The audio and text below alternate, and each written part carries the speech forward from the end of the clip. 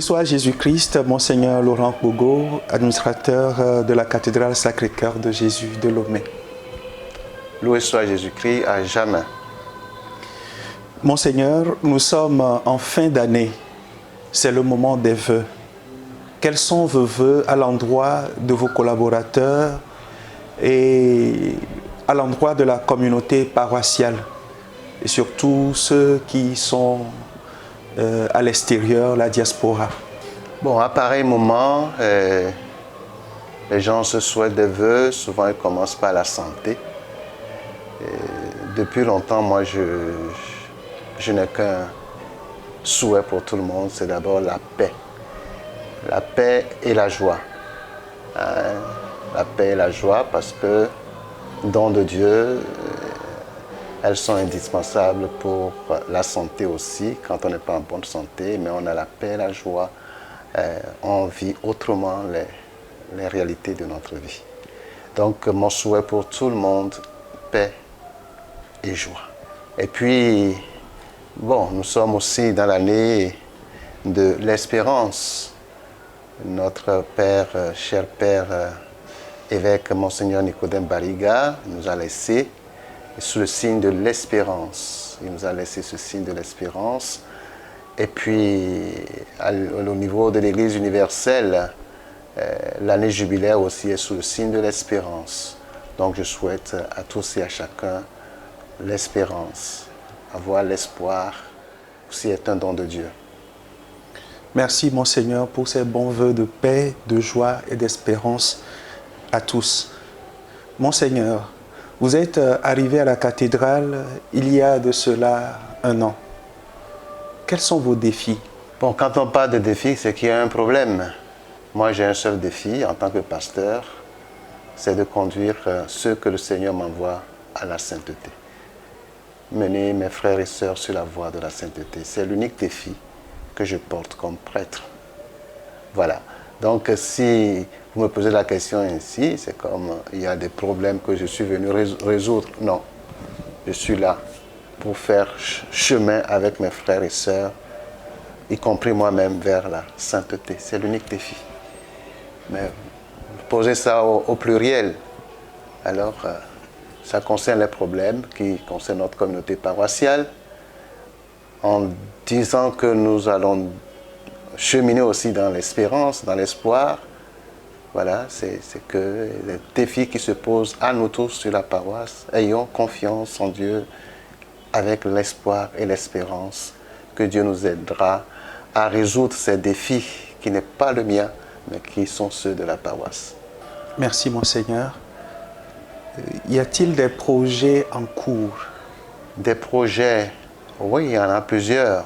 Vous savez, l'an dernier, en 2024, dans le mois de janvier, avec la communauté tout entière, avec les différentes forces vives de la paroisse, on a vécu une semaine pastorale et ensemble, nous avons dégagé des priorités sur la paroisse.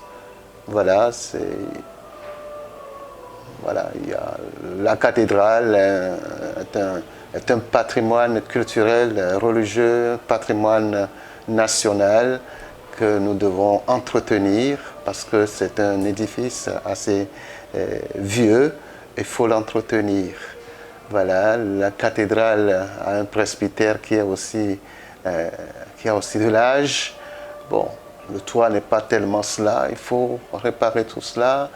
La cathédrale elle-même devient très petite pour la communauté, surtout à de grandes célébrations comme celle-ci, Noël, Nouvel An, où les gens viennent de partout à l'église mère, n'ont pas de place, et nous avons un peu de place. Voilà, il faut faire un hangar pérenne qui soit là tout le temps, voilà. Et puis bon, il y a l'école catholique avec la saison pluvieuse, la grande saison pluvieuse que nous avons connue a fauché la toiture en l'air. Grâce à Dieu, nous l'avons aussi restaurée, même sur des dettes, nous l'avons restaurée. Et voilà, donc il faut trouver des moyens.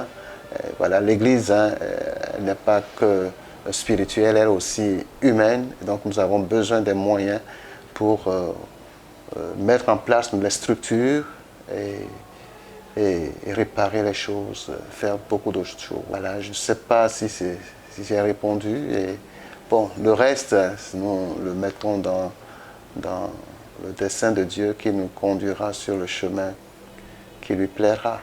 Merci, Monseigneur. Nous savons que beaucoup de fidèles de la cathédrale ne sont plus sur le territoire de la paroisse, mais bon nombre continuent de participer aux activités de la paroisse. Certains nous suivent fidèlement à travers les réseaux sociaux, dans la diaspora. Quel mot avez-vous à leur endroit? Un mot, c'est merci. Merci de tenir à leur église, l'église mère, la cathédrale et l'église de nous tous. Nous sommes tous nés ici, on peut dire. Si quelqu'un vit sur la paroisse, sur le territoire de la paroisse, dit bah, c'est ma mère. Un autre peut dire c'est ma grand-mère, parce que c'est cette église qui a généré les autres. Alors, je ne peux que dire merci à ceux qui viennent encore sur cette paroisse, ceux qui sont actifs, parce que des chrétiens, des fidèles vivant sur cette paroisse, je ne sais pas si nous constituons 5%, je ne crois même pas, parce qu'il y avait Beniglato, il y a quelques maisons là. La majorité qui vient à l'église ici, 95%, je suis certain qu'ils viennent de l'extérieur. Alors, on doit leur dire merci. Bon, moi j'ai l'habitude de dire, votre paroisse, c'est là où vous vivez, c'est là où se trouve votre maison. Qu'ils aient eu leur maison ici et qu'aujourd'hui se trouvent ailleurs, ailleurs est leur paroisse, normalement. Mais si l'affection les porte vers l'église mère, je ne dis pas qu'ils font mal. Donc ils sont bienvenus, on leur dit merci et surtout le soutien qu'ils nous donnent pour relever ce que vous appelez les défis, sinon les problèmes qui sont les problèmes de nous tous. Pas seulement sur les 5% ou 3% qui sont encore sur la page. On ne peut pas s'en sortir sans eux. Donc, merci. Et de nouveau, je leur souhaite foi, et paix, joie, espérance. Merci, Monseigneur. Et s'il vous est donné de faire un petit résumé par rapport aux vœux que vous souhaitez, les défis et un mot à l'endroit de la diaspora et de tous ceux qui viennent d'ailleurs pour nous soutenir, que leur direz-vous? Je leur dirai tout simplement, avec la paix, la joie, l'espérance et bon, la santé aussi, qu'ils aiment notre église mère, la cathédrale, et que nous nous mobilisions tous à maintenir cet édifice que les premiers missionnaires nous ont légué, qui est un héritage. Voilà, main dans la main, avançons, aidons-nous les uns les autres. Ne pensons pas d'abord aux églises individuelles. Si, il faut penser aux églises individuelles, mais penser aussi à l'église mère.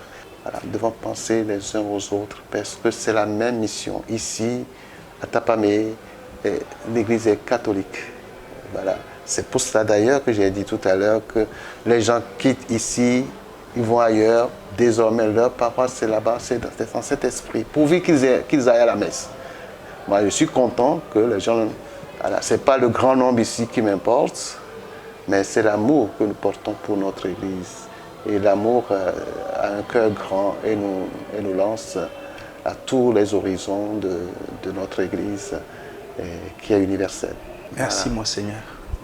Merci, et merci aussi pour les questions au nom de l'équipe des masses médias de la paroisse me posait à cette orée de l'année nouvelle.